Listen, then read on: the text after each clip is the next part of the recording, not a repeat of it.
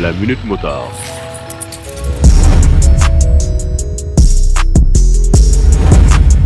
Un casque, que ce soit jet ou intégral, on va en parler aujourd'hui.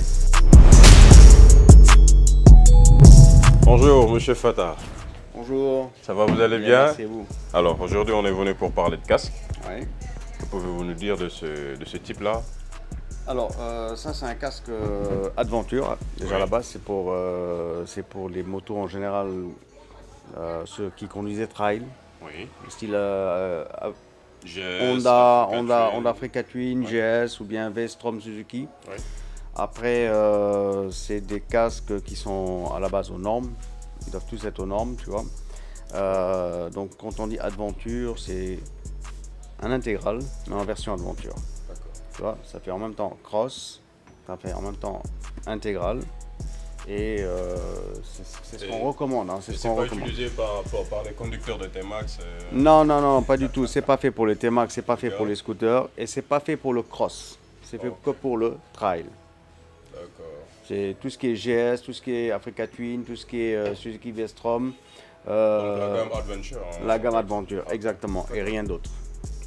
Alors, pour les autres, vous avez des casques Jet, Oui. vous avez des casques Vintage Jet aussi, vous avez des casques Adventure, des casques intégraux ou des casques modulables. Les modulables aussi, on en entend souvent parler. Et... Après, l'avantage du modulable, c'est qu'il est rétractable qu'à 90 degrés.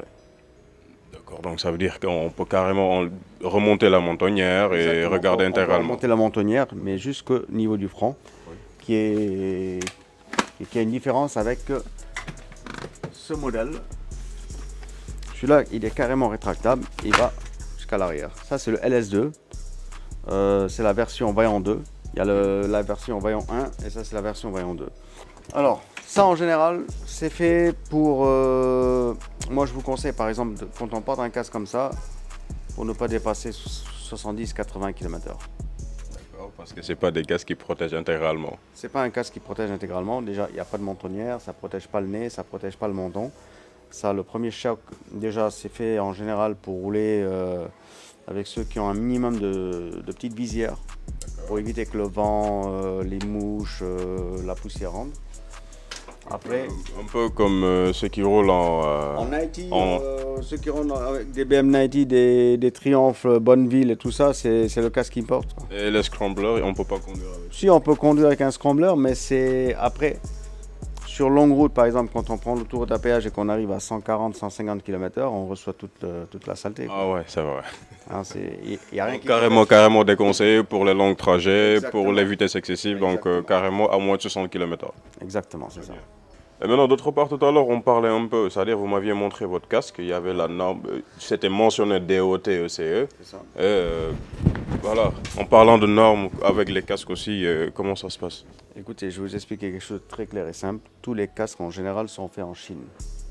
Mais il y a des casques qui sont faits pour le marché européen, des casques qui sont faits pour le marché américain, des casques qui sont faits pour le marché asiatique. Il n'y a pas de casques qui sont faits pour le marché africain. C'est juste que nous, Africains, on a la tendance à ramener d'Europe ou ramener de Chine ou bien ramener des États-Unis. Donc il n'y a pas de marché africain, ça n'existe pas.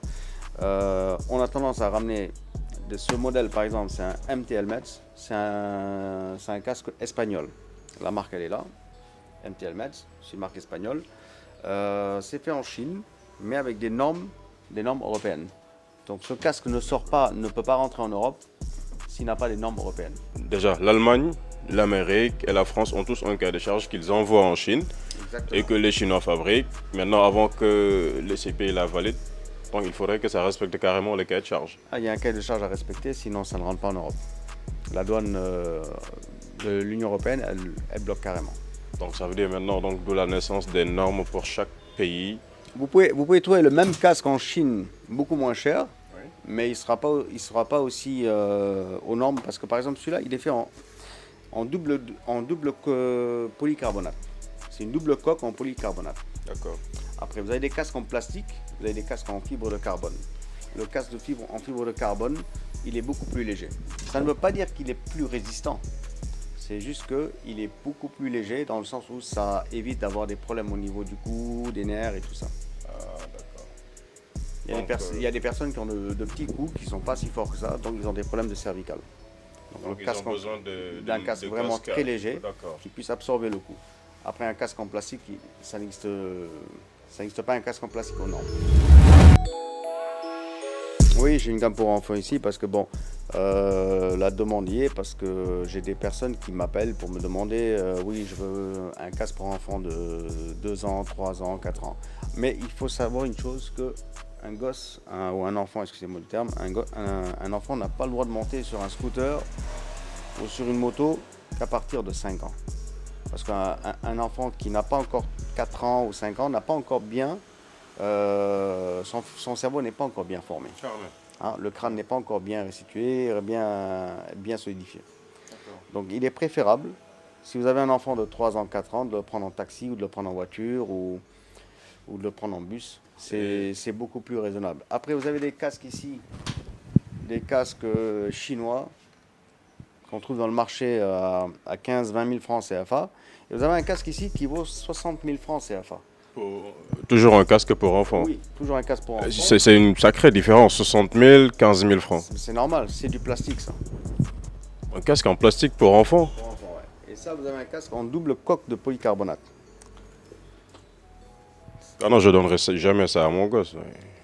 Il y en a qui n'ont pas les moyens, donc ça protège un minimum en cas de choc, en cas de chute. Mais c'est clair que il y a des moments où on est obligé de donner ça à des personnes qui... Donc ça veut dire que c'est juste un casque pour aller voir mamie et puis donc ça roule pas trop vite quoi. En quelque sorte quoi, c'est tout en quelque sorte. Il faut éviter de rouler très vite avec des casques, du moins avec des enfants. Et c'est interdit, j'en vois qui, même moi je les mets devant mes enfants ou bien derrière, on est obligé hein, parce que vu la circulation. Donc, et surtout le matin pour aller à l'école, parfois c'est plus pratique de prendre la moto. C'est ça, donc pour aller à l'école, déposer les enfants, vu la circulation, on est obligé de prendre la moto ou bien le scooter. Quoi. Ça c'est un casque jet. Un casque jet, oui, c'est-à-dire il n'y a pas de mentonnière. Il n'y a pas de mentonnière, mais au moins ça protège le crâne. Hein. Vous avez un casque jet ici à double visière. Oui. Une visière fumée et une visière transparente. Pour le jour et pour la nuit. Voilà, pour le jour, pour la nuit. Ça, c'est un vrai casque cross. Oui, parce qu'il n'y a pas de visière là où tu es obligé de porter les lunettes. Il y a juste un masque à porter. Ouais. Et le casque cross ici, il est préférable qu'il puisse peser au moins pas plus de 1,6 kg. Au-delà de 1,6 kg, ça devient lourd. Alors moi, je vois souvent des gens, quand ils portent le casque, ils le portent de cette manière. Quand il roule, alors il faut. Moi, quand je vois ça, ça me fait rire aussi. Parce qu'ils portent un casque, au lieu de le mettre carrément, ils le mettent juste comme ça. Et ils roulent en scooter ou bien en moto. Non, mais c'est inconscient. Alors, je reviens sur le fait aussi que l'État doit toujours sensibiliser les jeunes. Il y a un rappel à faire, leur expliquer que le casque, c'est important, qu'il faut le porter. Il ne faut pas s'amuser, ce n'est pas juste un objet de design, voilà, c'est beau, je suis beau dessus ou pas, non. Un casque, ça sert à se protéger. Le casque, ça a déjà sauvé des vies plusieurs fois. Mais la chose qui tue, c'est la vitesse. Il faudra faire attention. C'est-à-dire c'est un élément de design ou bien un élément de fun par rapport à la posture qu'ils ont pour conduire une moto, alors que c'est carrément un élément de sécurité. C'est ça, en fait, il y a beaucoup de jeunes qui suivent la tendance. Mais il faudrait sensibiliser. Je veux déjà vous remercier, vous, parce que vous faites un grand travail, parce que grâce à vos vidéos, vous sensibilisez beaucoup de jeunes, parce que depuis que vous avez commencé à poster des vidéos, il y en a qui s'intéressent et qui me posent souvent aussi des questions par rapport aux messages que vous laissez. Alors on va dire une dernière question, entre les gants et les casques, vous choisissez? Entre les gants et les casques, je prends les deux.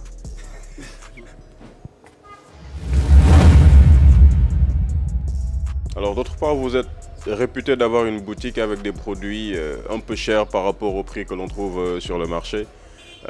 Comment cela s'explique? Écoutez, moi je vais vous dire une chose. Déjà, je me casse la tête à ramener des pièces qui viennent d'Italie, de France, d'Allemagne. Il y a des pièces qui viennent de Taïwan, il y a des pièces qui viennent d'un peu partout. Mais en général, toutes mes pièces elles viennent d'Italie et de France. En général, ouais. Disons 80% de vos produits viennent... 80% de mes produits viennent de France ou bien d'Italie. Il y a des produits aussi qui viennent d'Espagne. C'est des produits qui sont faits en Europe. Aujourd'hui, je pense, dans le marché sénégalais, on n'est pas vraiment nombreux à ramener de la pièce d'origine. Aujourd'hui, je suis un des seuls à ramener de la pièce Piaggio d'origine. Vous voulez quelque chose d'origine avec le code barre d'origine Piaggio. C'est pas une imitation. Donc ça veut dire si on fait entrer cette référence-là, on trouvera ça directement Exactement. par exemple, chez Piaggio. Exactement. Vous tapez juste la référence, même si vous rentrez dans Google ou dans Piaggio Parts, ou bien le numéro de code barre, c'est cette pièce qui va ressortir. Donc ça veut dire c'est pas un peu comme ce qu'on retrouve dans le black market. Exactement. C'est vrai que je suis réputé un petit peu aussi d'être un peu cher, mais c'est incomparable le prix d'une pièce d'origine et le prix d'une pièce adaptable. Aujourd'hui, il y a beaucoup de commerçants qui viennent acheter chez moi, par exemple, une pièce, deux pièces ou bien quelques références. Ils vont en Chine, ils vont aller la dupliquer. Ils vont aller la dupliquer par centaines de pièces, par 1000 pièces. Et après, c'est clair, un produit qui vient de Chine et un produit qui n'est pas aux normes, il y a une très grande différence de prix. Et certains oseraient même dire que je vends les mêmes produits que chez Espace Scooter. Exactement. Alors qu'en réalité, c'est pas la même chose. Exactement. J'ai beaucoup de clients, par exemple, qui sont venus par exemple, se plaindre. Oui. Ils me disent, par exemple, oui, j'ai acheté ça chez toi il y a 2 jours, mais voilà, ça s'est gâté. Donc quand je regarde la pièce, je sais que cette pièce, elle ne vient pas de chez moi. Forcément. Forcément. Mes pièces, elles sont faciles à reconnaître entre une pièce d'origine et une pièce adaptable. Et aujourd'hui, quand j'ai dit au client, mais cette pièce n'a pas été achetée chez moi, il me dit si, par exemple, le mécanicien, j'ai remis l'argent au mécanicien. Le mécanicien, il ne vient pas chez moi directement. Il va prendre, par exemple, une pièce qui vaut 15 000 d'origine chez moi. La même pièce, tu peux la trouver à 5 000. En majorité, c'est les pièces italiennes que j'ai ici. C'est tout ce qui est Piaggio, Derby, Gilera. Ouais, Gilera. En fait, Derby, Gilera, Piaggio, tout ça, c'est le groupe Fiat. Tout ça, c'est le groupe Fiat. D'accord, avec des marques différentes et des produits. La marque Aprilia aussi, ça appartient à Fiat. La marque Magneti Marelli, Push, tout ça, c'est le même. Ah non, ça, c'est des choses que vous connaissez parce que vous êtes très souvent à EICMA, là. C'est ça, exact. Alors, chez Espace Scooter avec Aboudi Fata, on a parlé de casque. J'espère que cela vous aura plu. On se donne rendez-vous très prochainement dans la Minute Motard. À très bientôt. La Minute Motard.